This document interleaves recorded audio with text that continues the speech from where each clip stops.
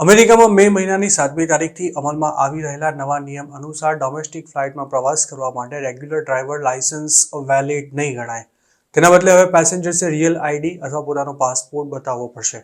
Transport security administration દ્વારા કરવામાં આવેલી જાહેરાત અનુસાર આ નિયમને લાગુ કરવા માટે નક્કી કરાયેલી હાલની ડેડલાઇનને એક્સટેન્ડ કરવામાં નહીં આવે અને 2 વર્ષની અંદર તબક્કાવાર તેનો સંપૂર્ણ અમલ કરાશે.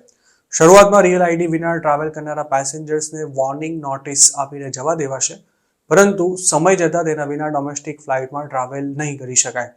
આ નિયમને કારણે અમેરિકામાં ઇલીગલી રહેતા અને જેમની પાસે ઇન્ડિયન પાસપોર્ટ નથી અથવા તો એક્સપાયર થઈ ચૂક્યા છે તેવા અનડોક્યુમેન્ટેડ લોકો માટે ડોમેસ્ટિક ફ્લાઇટમાં પ્રવાસ કરવાનું ખૂબ જ મુશ્કેલ બની જશે.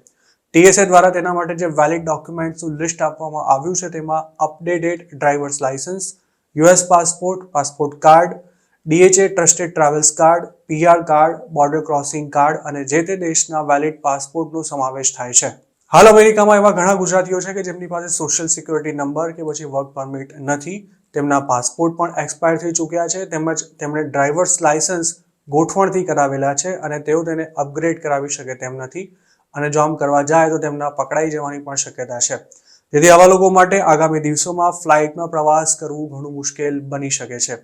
આમ તો 1 વર્ષ સુધી જૂનું કે પછી એક્સપાયર થઈ ગયેલું અમેરિકન આઈડી તેના માટે વેલિડ ગણવામાં આવશે, પરંતુ સૂત્રોનું માનીએ તો ટ્રમ્પના આવ્યા બાદ ડોમેસ્ટિક એરપોર્ટ પર પણ ગમે ત્યારે ઇમિગ્રેશન રેડ થઈ શકે છે અને જો કોઈ ઇમિગ્રન્ટ રિયલ આઈડી વિના ટ્રાવેલ કરી રહ્યો હોય તો તેની પૂછપરછ થવાના પણ પૂરા ચાન્સ છે.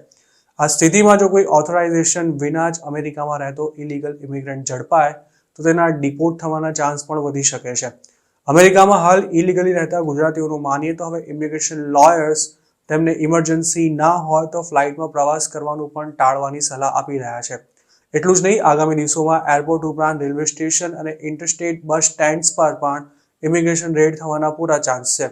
યુએસમાં રહેતા ઇલીગલ ઇમિગ્રન્ટ્સ પૈસા બચાવવા કે પછી પોલીસથી બચવા માટે મોટાભાગે બસમાં ટ્રાવેલ કરતા હોય છે, પરંતુ ટ્રમ્પના આવ્યા બાદ આ મુસાફરી પણ જોખમી બની શકે છે. અમેરિકામાં 20 જાન્યુઆરીથી જ ઠેર ઠેર ઇમિગ્રેશન રેડ શરૂ થઈ જવાની છે અને તેની શરૂઆત શિકાગોથી થશે તેવા રિપોર્ટ્સ વચ્ચે જે સ્થળોને આઈસ દ્વારા ટાર્ગેટ બનાવવામાં આવશે તેમાં એવા લોકેશન્સની જ પસંદગી કરાશે કે જ્યાં ઇલીગલ ઇમિગ્રન્ટ્સની વસ્તી કે પછી અવરજવર વધારે હોય અને તેમાં સ્વાભાવિક છે કે એરપોર્ટ, રેલવે સ્ટેશન અને બસ સ્ટેન્ડનો પણ સમાવેશ થઈ જશે.